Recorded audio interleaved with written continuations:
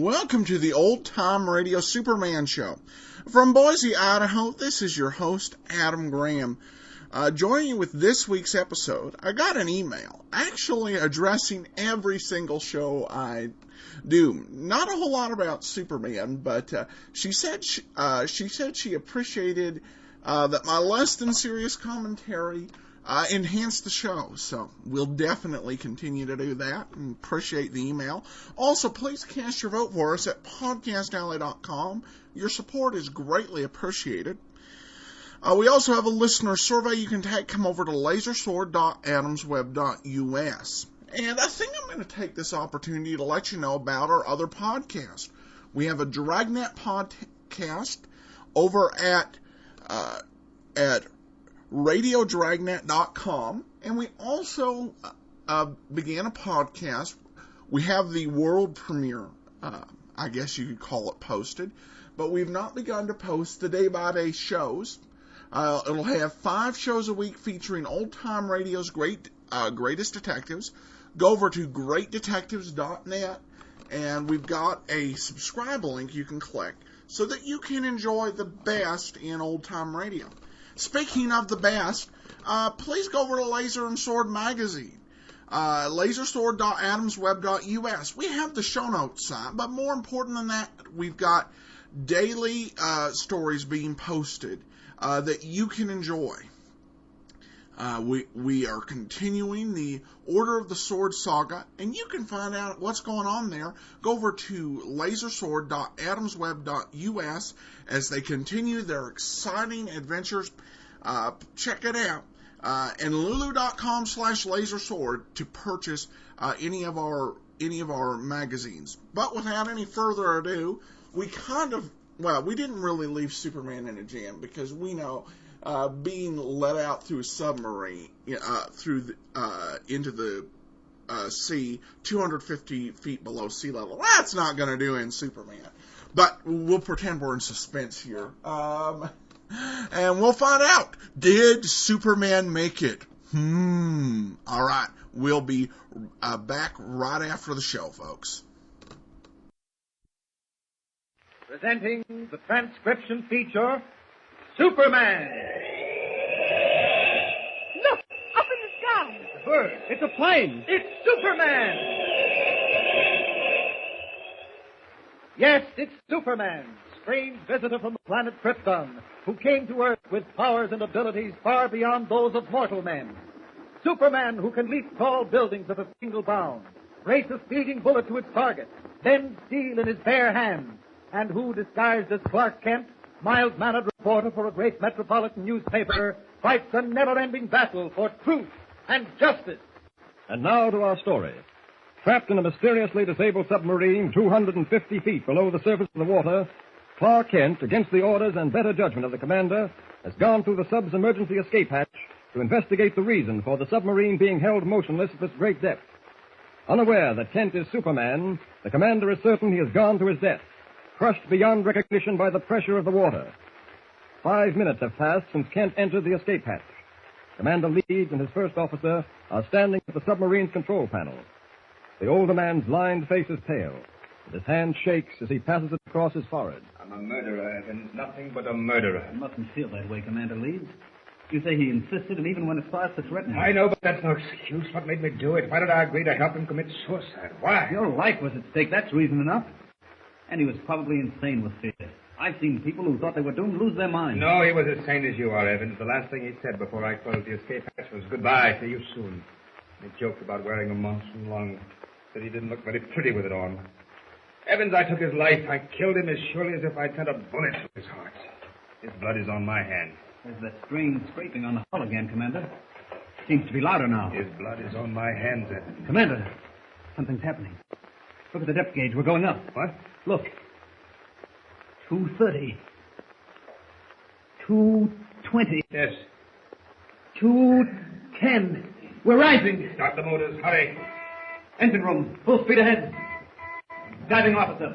Surface at once. Evans, it's true. We're free. 190. 180. It's a miracle, Evans. A miracle.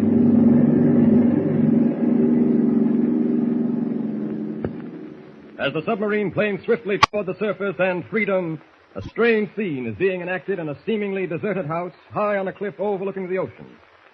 With the almost eerie hum of what sounds like a huge dynamo in the background, Lois Lane and Perry White, handcuffed and helpless, are being held captive in a ground-floor room. Their captor, a tall, well-groomed foreigner with close-cropped hair, sits opposite them. He glances at his watch, looks up, and smiles faintly. I see you are getting impatient, Herr White. You will not have long to wait. Is there anything I can get for you, Miss Lane? A glass of wine, perhaps? No, thank you. All I want to know is, when does this farce end? When do you get tired of playing games? It is hardly a game, Herr White. No game has stakes so high. Who are you, anyway? What difference does it make? You know what you sound like to me? One of those dirty... Be careful, Herr White. I do not take insults lightly. Oh, please, Mr. White, he's dangerous. Miss Lane is quite correct. I am dangerous because I am involved in dangerous business. As a matter of fact, I can see no reason for not introducing myself to you. You will never be able to tell anyone in this world that you have met me. My name is Dr. Deutsch. I thought so. What did you think? He didn't think anything, did you, Mr. White? You have heard of me, Herr White? No, but I know your kind, Deutsch. And if you think you can get anywhere in this country, you're crazy. This isn't France or Belgium or Finland. This is America. We like our freedom, and we're going to keep it in spite of rats like you. Dare you! You will suffer for this, as no man has ever suffered before. Mr. White, please don't say any more. He has already said too much. Hunt! Yeah, Doctor. Hans, I want you to meet the editor of the great Daily Planet newspaper, Herr White. He has just insulted me, Hans. Nein. That will come later. He may be of use to us. In the meantime, I want you to make him suffer for the insult. You understand? Yeah, very well. Take him away. Oh, no, please, he didn't mean it. Lois, don't plead with the swine. They don't dare touch me. He shall see. Take him away. Please don't. You don't Please have to don't. drag me. I'll go. But remember this, Deutsch. It doesn't matter what you do with me. There are 100 million more like me in this country, and every one of them hates you and the things you represent. Now remember that, Deutsch. Every East American in this country hates you. What? Too bad he's such a fool, Herr White. What are you going to do to him? He will get what he deserves. But he's not a young man. He's not strong. You're liable to kill him. That, Miss Lane, is the least. You're a fiend. Nothing but a fiend. Those are very unpleasant words, Miss Lane. I would advise you not to use them again. I am extremely sensitive. Why are you holding us here? What have we done to you? You have attempted to interfere with my plans. Nothing can do that. You must believe me. We were lost. All we wanted were directions. Enough of this farce, Miss Lane. You and Herr White did not come here by accident. You knew somehow that we planned to get our hands on the Grayson submarine. Your What? innocence is not very convincing, Miss Lane. Tell me, how did you know? We didn't know. I swear to you we didn't. You lie. But it doesn't matter. We have the submarine. She lies at anchor in a hidden cove nearby. Shortly, then we have disposed of some other interferers on another submarine, including your friend Clark Kent. We will sail the Grayson ship across the ocean to where it belongs.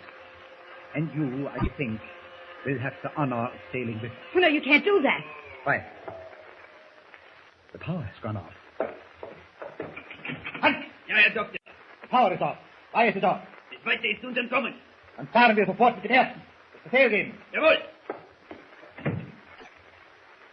I'm sorry to have to tell you, Miss Lane, that the submarine carrying Herr Kent has escaped our trap. Under the circumstances, I think it wise to sail at once. You and Herr White will accompany us. In case of difficulty, it will be well for us to have 2 Americans on board. No, I won't go with you. You have one of 2 choices, Miss Lane. Either you will accompany us willingly alive, or you will remain behind dead. You see that clock on the mantelpiece? It's about to strike the hour. You must decide before it finishes striking.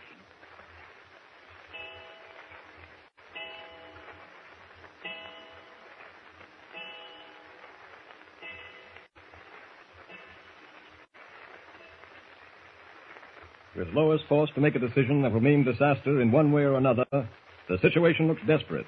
Meanwhile, Commander Lead's submarine, having escaped the trap, is back at the naval base. Clark Kent has been given up for lost. The tragic news travels like wildfire. But even as giant presses pour extras into the street, a strange figure wheels above the city of Metropolis in curious flight. Red cloaks streaming in the night wind, powerful muscles rippling beneath the taut material of his blue costume, Superman hovers over the Daily Planet building, his sharp eyes piercing the darkness. Suddenly, like some giant bird, he plummets to earth, lands on a side street, and steps back into the shadow of a doorway. In a moment, he has assumed the guise of Clark Kent, meek, soft-voiced reporter, and waits as slow, dejected footsteps approach up the street. Jimmy. Oh, Jimmy, over here. Mr. Kent. No, it can't be. I'm seeing things. Shh, Jimmy, come into the doorway. You said you were lost. Dad, I heard it on the radio. Yes, I know. I want everyone to believe I'm lost. But why did they say it? I was going to quit my job.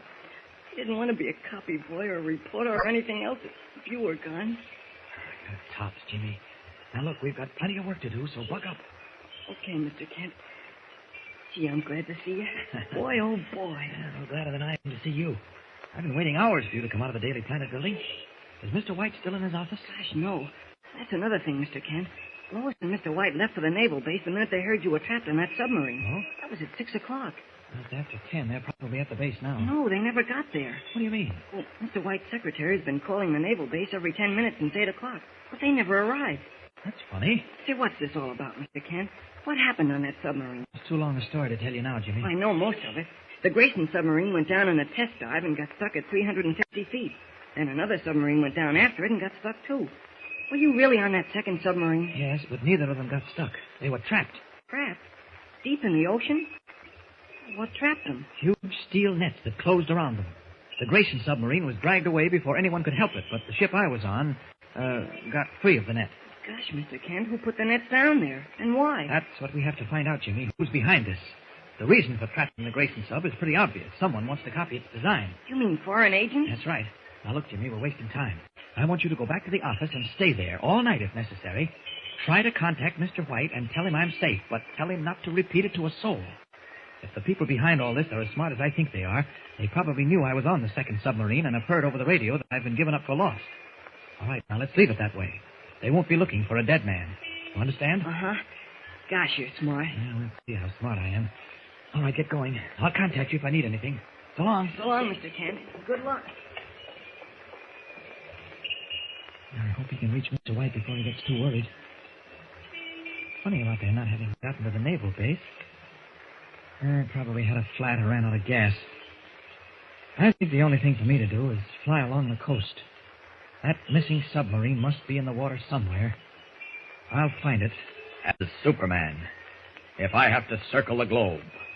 Up! Up! And away! Somewhere, the Grayson submarine, pride of America's undersea craft, is in the murderous hands of agents hostile to the democracies of the world. With Lois Lane, Perry White, its designer, and its crew prisoners on board, the sleek steel craft is even now plowing its way out to sea. Can Superman, even with all his amazing powers, find it in the vast darkness of the ocean, or is it destined to fall into the hands of the enemies of peace? There's excitement and danger ahead. Don't miss it. Don't forget, tune in again for the next thrilling episode with Superman. Look, up in the sky. It's a bird. It's a plane. It's Superman. Superman is a copyrighted feature appearing in Action Comics magazine. And welcome back. I just wanted to, if I had the time, I'd be an audio editor. And when they said something, will this fall into the hands of the enemies of democracy? I'd just like to edit it out and say, will this fall into the hands of the Nazis? Or better yet, will this fall into the hands of the enemies of democracy who happen to speak with German accents and refer to everybody as Herr? And by the way, did you love that choice that Lois Lane was given? You can either come on this boat or you can die. And the narrator was like, what is she going to decide? I'm going to serve my country as a dead body. Oh,